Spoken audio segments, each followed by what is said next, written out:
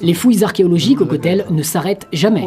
Chaque recoin qui est découvert dévoile un monde à part entière. Il y a beaucoup d'éléments qui ne sont pas montrés aux visiteurs. Par exemple, les pierres que vous voyez ne sont qu'une partie infime du mur occidental. Cette pièce, une pièce fabuleuse qui date du deuxième temple, était accessible au public vu sa taille, sa décoration et ses accès. Et aujourd'hui, n'importe qui peut venir ici, visiter, découvrir, s'instruire.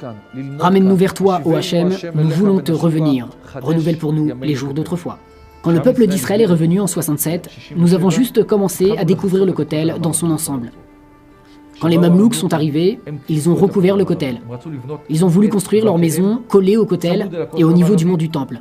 Et pour cela, ils ont construit des structures et ont dissimulé le Kotel. Les tunnels du Kotel dévoilent le Kotel sur toute sa longueur. Et ainsi, vous foulez un plancher que nos ancêtres ont eux-mêmes foulé.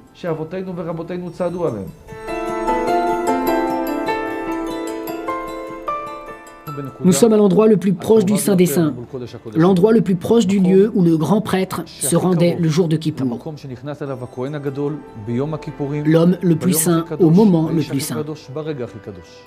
Ici, les femmes pieuses viennent prier. C'est par leur mérite que le peuple juif a autrefois été libéré et par leur mérite qu'il sera à nouveau libéré. Un lieu où se mêlent sainteté, passé et racines. Celui qui se promène ici comprend que nous étions ici depuis des générations et des générations. Visiter les tunnels du Kotel est une obligation qui incombe à tous. Visiter, découvrir et saisir ce qu'est le mur occidental.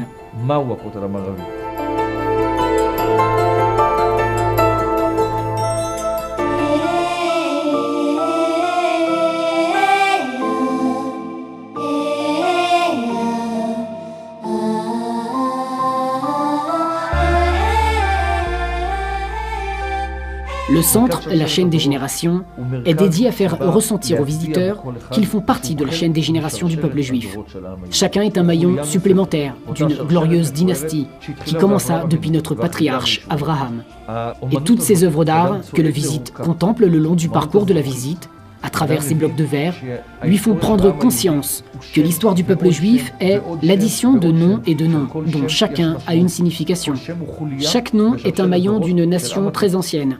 Nombreuses sont les nations qui ont disparu, mais le peuple juif est un peuple éternel, grâce au fait d'être un maillon de la chaîne des générations.